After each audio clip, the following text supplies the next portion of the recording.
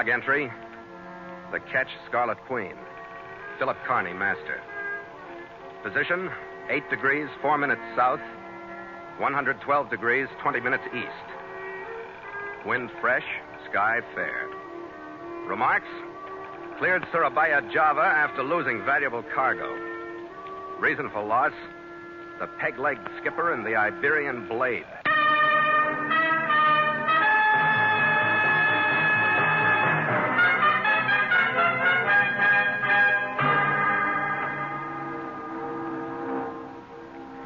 We followed some dirty weather into the harbor of Surabaya. But as soon as we tied up to the Semarang Trading Company's docks, the skies cleared. Then the port's business renewed. Harbor craft skittered to and fro. Profit in Dutch florins passed from hand to hand under the heat from the Java sun. And a visitor rushed aboard the Scarlet Queen. Wait a minute. You are Captain Carney, yeah? That's right. I am Carl the Bishop from the Semarang Company. Oh, you got cargo for us? Yeah. Cargo for you to take to Darwin, Australia. We will load at once, yeah? When the papers are in order in the office and you come up there to sign, you first get ready to take it aboard. What's the rush? Rush. Silicon for the steel mills in Australia. I pay you bonus if you rush, yeah? Yeah. Okay. Gallagher! Skipper. Peel the covers off the hatches. We got cargo coming aboard. Done, Skipper. Nielsen, take 2 men and open number 1 hold. Kohler, give me a hand on number 2. Let's go!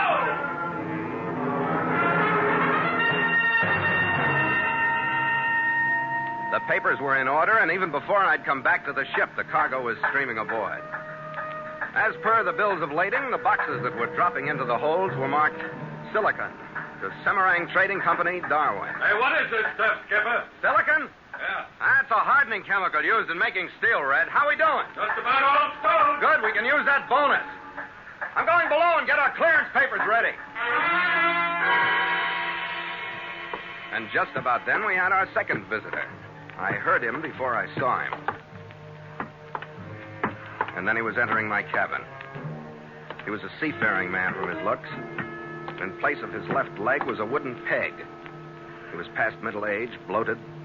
He looked at me through pig eyes that were forced almost closed by a frown. I'll have a word with you, Captain Carney, about this cargo. Wait a minute. Who said you could come busting in here? You'll sit down, Carney. My name is Tom Larkin, captain of the schooner Sea Sprite. Can't figure what you and I got to talk about. This cargo... It'll be loaded before dark, and I'll be casting off at dawn. The cargo, Captain Carney, is rightfully mine. Now, wait a minute. Never mind an argument, Carney. You see, I've learned that arguments are won by the man holding the gun.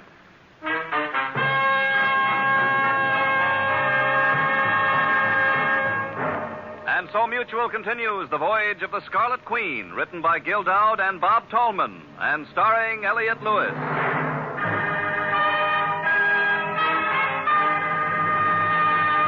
The Scarlet Queen, proudest ship to plow the seas, bound for uncharted adventure. Every week a complete entry in the log, and every week a league further in The Voyage of the Scarlet Queen.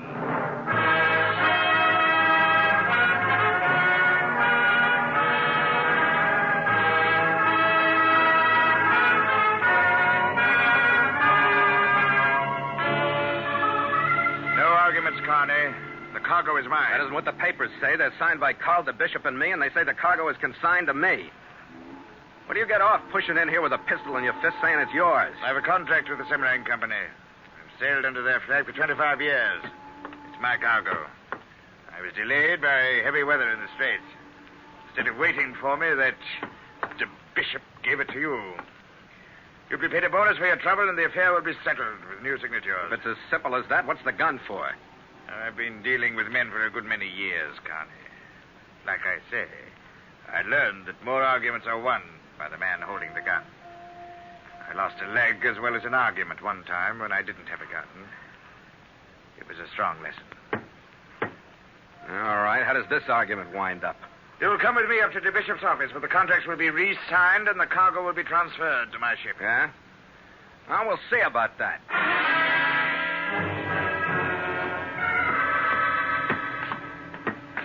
It was just about dusk when we reached the company warehouse, went through the door into the Bishop's office. The Bishop was through signing or unsigning contracts. The cause of death was unexplained yet. but he was slouched over his desk in an attitude that was unmistakable. Yeah, what is this? Beggs, what's happened? A slight man with hunched shoulders and balding head stood in the middle of the room wringing his Tell me, hands. Beggs, what happened? You're answering me. What's the matter with the bishop? I don't know, sir. It was like that when I came in. I don't know. Don't gibber, Beggs. I don't know, sir. It was like that. I tell you when Quiet, I came, please. sir. I really... The bishop? The bishop, what's the... blast you. He lifted the body to an upright position. Blast you for a worthless cat. And he shoved it. The chair, upset in the body, crumpled to the floor with it. Larkin stood looking down at it. So did I. Looking at the ornate Spanish silver hilt of the Iberian blade. It was protruding from just above the bishop's heart. I'll see to the transfer of that cargo, Connie. What makes you think I'll stand by anything you see to? I've got the authority now that the bishop is dead, and I use it. Look, Larkin, I got a contract with the Semarang Company. They're going to release me from it, or nobody is. That's law in Java or the Malay States or Australia or any place else. I'll take care of that. Not with me, you won't. Get in touch with the Darwin office. Tell them to notify the port captain here. I'll take my orders from him. I'll take care of that, Captain Carney. You, Beggs, come here. Yes, sir. What's your tie-up with this? Well, With the office, the company. I'm a clerk, What was sir. the murder for? I don't know, sir. He was like that just sitting there when I came What in. about that cargo? Why is Larkin so hot to get it aboard his ship? I don't know, sir. I don't know nothing about Captain Larkin's interest Stop in it. sniveling. You better report this murder. Somebody ought to be interested in poor Bishop.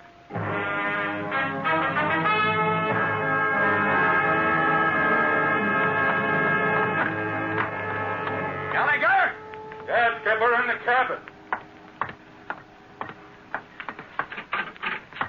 Where in places you been? Doping off? I took a little time off and got mixed up in a murder. We'll put the bottle down. You don't need a drink. That's where you're wrong. I'm not kidding, Red. Oh, who was it? The Bishop. The devil. How come? I think we took on a hot cargo. I tried to get hold of somebody at the customs office to check it for us, but it's after hours. I think to play it safe, we better get the Queen out of here. Why? Who we running from? A Captain Tom Larkin, who's got a Pegleg or crew someplace and strong feelings about putting this stuff aboard his ship. I don't want a dozen or so armed men catching us off guard. I want you to move the Queen. Where you going? I'll be in town at the Simpang Hotel. Get her out of sight, anchor in the stream someplace. And break open a few of those boxes and see what the cargo really is.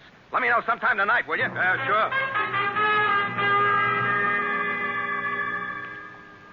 I sent a cable to the Semarang Company's office in Darwin explaining things and requesting an answer addressed to me at the Simpang Hotel. Then I checked the local law to see if the Bishop's murder had been reported. It hadn't been, so I gave them as much of the story as I knew. Then I went to the hotel to wait. I waited about an hour and a half.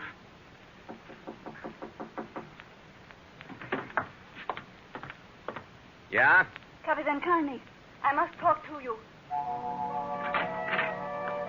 The figure on the other side of the door was very trim, darkly appealing, and very feminine. She pushed away into the room and closed the door. I am Marcia Calero. How do you do? I was for a long time a very close friend to Carl. Carl? Carl de Bishop. We met in Argentina, and I followed him here. Mm-hmm. Sit down, Miss Calero. Thank you. It is so sad about Carl. Yeah. Why'd you come to me? I had no place else to turn. It was such a shock to be told by the police like that. So sudden. They told me about you, and I needed someone to talk with. In the States, we'd say your act is from hunger, Gordon. I beg your pardon. You got my address because you or Beggs or Larkin found out about my cable to Darwin. That's the only place I mentioned this hotel. Suppose we dry up and start again, huh? Eso es. Captain Carney, where is your ship? That's better. My ship is in a safe anchorage, and it'll stay there until I hear from the Darwin office or turn it over to customs or both. Oh, that is good. I was afraid that Captain Larkin had gained control of it. Why? It was Carl's cargo and mine. Now that Carl is gone, it is all mine. We made the original investment, and now I deserve to make the profit. Is that not right? You aren't wasting many tears over your late, very close friend, but it sounds businesslike enough. I am not so hard as I sound. I am very frightened. Captain Larkin wants to steal the cargo. That is why he killed Carl. Huh? What is the cargo? Oh, it is silicon. You must have known that, Captain Carney. That's what I was led to believe, yeah. I want you to help. I want you to protect my cargo and have the police arrest Captain Larkin for killing poor Carl. I would pay you a big bonus. You would do this for me? Everybody's got a bonus. Look, why don't you just tell the police about Larkin? I'm afraid. If you're telling the truth, why should you be? I am telling the truth. But sometimes the truth is very hard to tell. About the cargo, you mean? About everything. You see, I am not Carl's legal widow or the remaining legal business partner. Who is that? Hey, Skipper. Oh, Red, just a second. Come on in. Yeah, I'm on... Well, I should say so. This is Miss Marcia Calero. How are you? Mr. Gallagher. How do you do? It is my pleasure. No, not at all. Yeah. What did you find out about the cargo, Red, if I may interrupt? Yeah, Skipper. I split open some of those boxes. It's silicon inside, all right. In bars about 1.5 feet long and about 6 by 6 inches the other way. Capitan, you did not believe me. I do now, gorgeous. I do now. Oh, Skipper, here's something I picked up at the desk for you. It's a cable, I guess. Clerk said that it was... thanks, Red. Hold it. Huh? Well, Listen. It's Captain Larkin. Get out of sight, gorgeous. In there. Hurry. We'll take care of this guy. All right, take the side of the door, Red. Yeah. I'll open it. You collar him. Yeah, okay.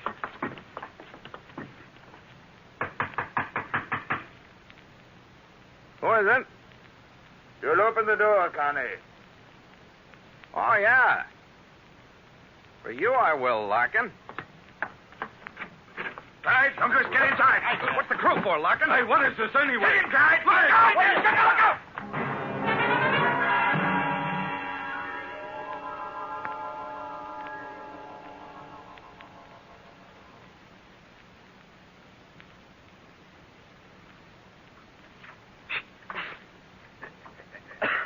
That's enough water for the good captain.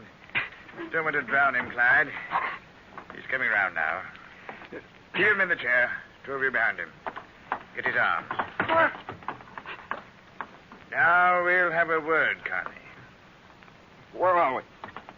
Never you mind that, sir. What do you want? You'll tell me where your ship is. That's what I want from you. I don't know. Oh. You'll be stupid if you want to, Connie. But look round you. The sight may change your mind. I looked at the strange room for the first time. Gallagher was on the floor out.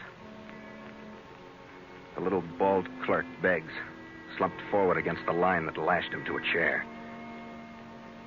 He was bare to the waist, and his torso was striped by welts from the beating. Lashed into another chair sat Marcia Calero, her eyes filled with terror. You understand now, Connie. There'll be no stopping until we learn what we want to know. Where is your ship? What happens to my mate and me if I tell you? No, don't tell him. Oh. I said, what happens if I tell you? I'll have that cargo. And what'll we have? My mate and I. You'll not go together to show me where your ship is. It's all right. My mate stays here. I'll take you. Then what do we get? No, you can't. Once the cargo's aboard the Sea Sprite, and we're well out of the harbor, you'll be put over the side. And I'll be through with you. I'm supposed to believe that, huh? All I want is the cargo, Connie. You and your mate can go hang after that. Well? All right.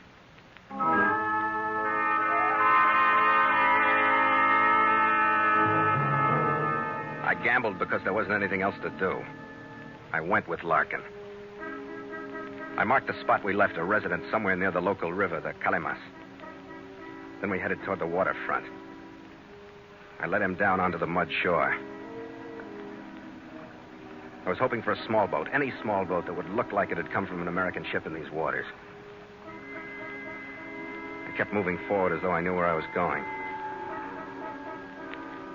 And a few hundred yards down... Here's the boat. All right. Get in, sir. Now, start rowing. And remember, Captain Carney, I'm the man who's holding the gun.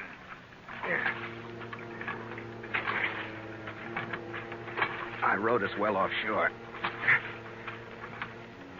I wasn't sure what I was going to do, but I knew I had to do it. And it had to be simple. I figured I'd roll over the side and get under the boat and capsize it. I waited. And then... I heard his shots just as I settled into the water. I went under the boat, reached up for the port gunnel, and pulled down.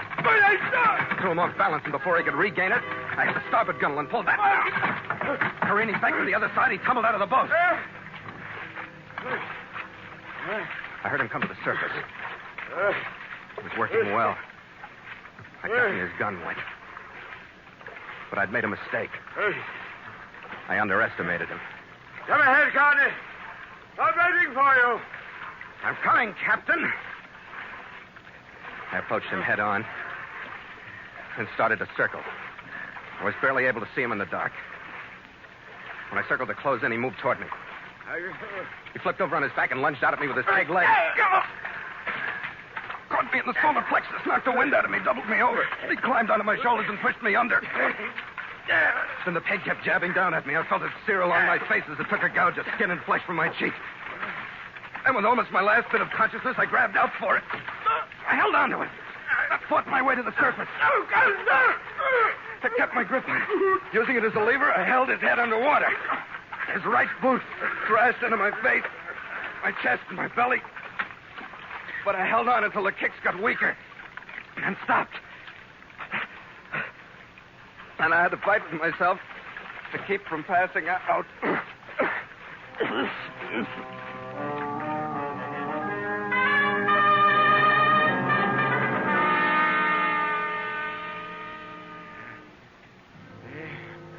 He was only half alive when I pulled him onto the mud shore. His gun was still held tightly in his hand. I took it away from him. We rested for a while. He was able to talk by the time I got him into the bishop's office in the Semarang warehouse. Now, like you say, Larkin, we'll have a word, huh? Sit down.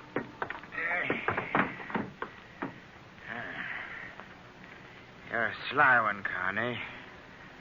But you'll pay for this? I hope so.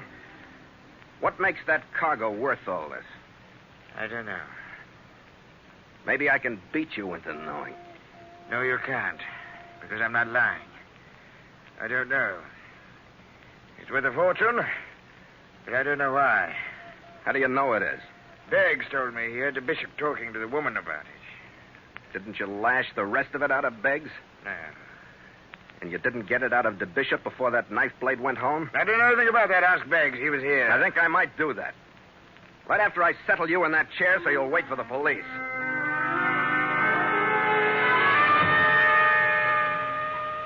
He wasn't comfortable, but he was secure by the time I finished lashing him into place. Then I took Larkin's revolver, dried it, reassembled it, and shoved it into my pocket. As I did, I felt the crumpled, water-soaked cable from Darwin that Red had brought me. It was the first chance I'd had to read it.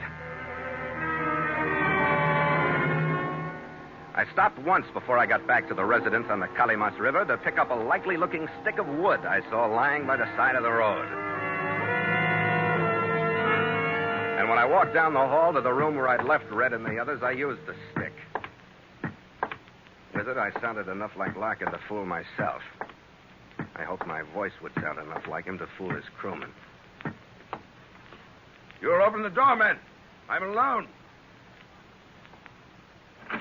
Hold it, all of you. Stay where you are. I said hold it. Drop your guns. Get your hands on your head. Keep them there. Right, turn around. Get up against the wall. Captain, how wonderful you are back. Glad you like it, gorgeous. Oh, I do. You will free me now. In a minute, Marcia, as soon as I get my mate on his feet. Hey, Red. Gallagher. The devil are you doing? You all right? No, I'm not all right. But I learned enough to play possum after they clubbed me the last few times I came to. Give me a lift up. Yeah, sure. Come on, mate, on your feet. There you are.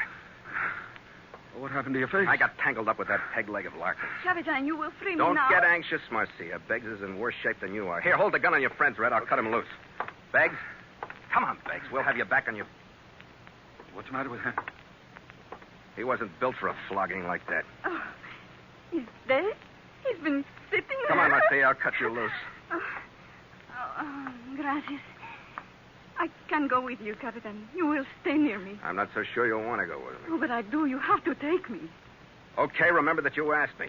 We're going to my ship to get a few bars of your silicon and then to the customs office. Red, take care of your friends, will you? I'll be back.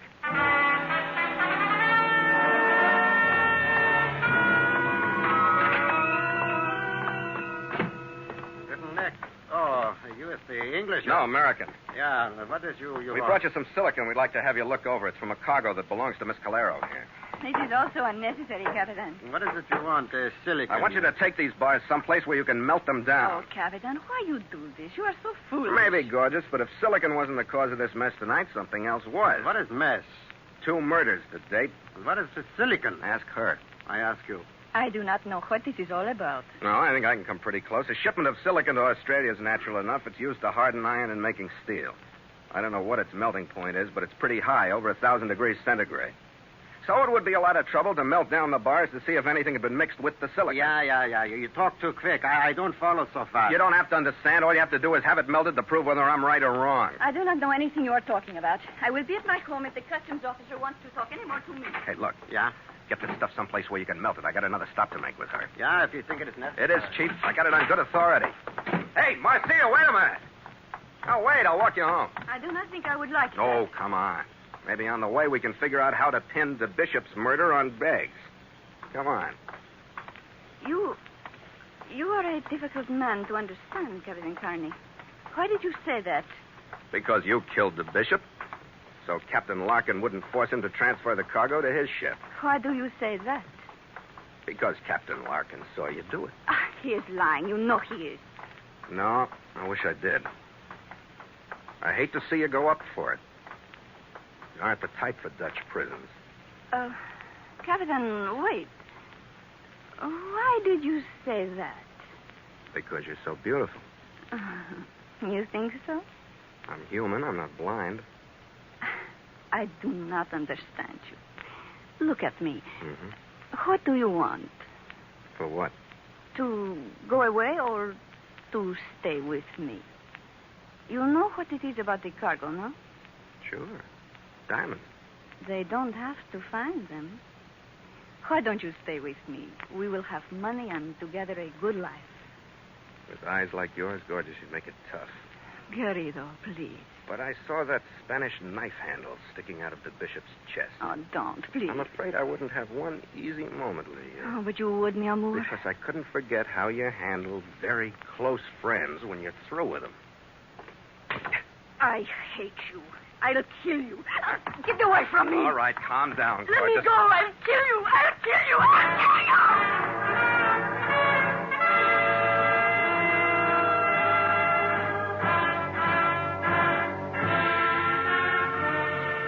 The hours between the time I dropped Marcia into the hands of the local homicide boys and our departure from Surabaya were busy ones. Customs took the rest of the silicon off the ship and melted it down. The diamonds hidden in it were worth enough to buy and sell the Queen 3 or 4 times. We took on a legitimate cargo the next morning, and by noon we'd cast off and nosed out into the wind, sweeping down across the island of Madura.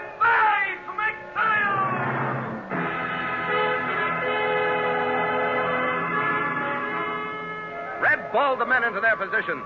With 4 sheets! Make sail! And the halyards streamed through the sheaves under the pull of strong backs. The mainsail rose into place. The jib went out. Then the mizzen. The deck beneath me canted the port.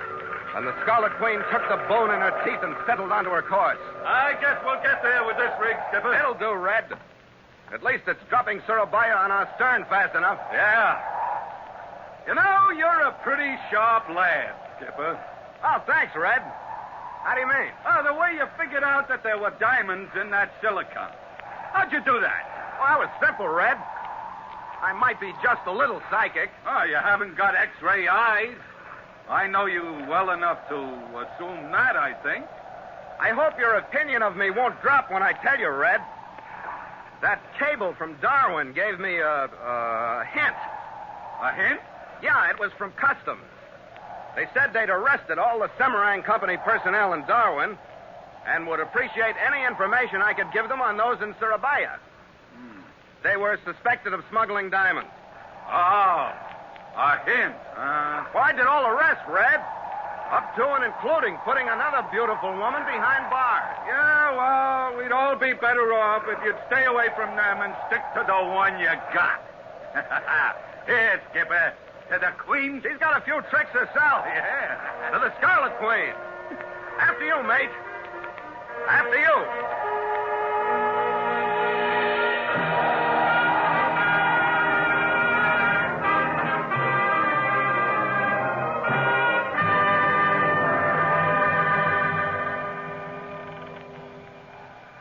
Log entry. The Ketch Scarlet Queen. 5:30 p.m. Wind fresh. Sky fair. Sea cresting with high crosswell. Ship secure for night. Signed, Philip Carney, Master.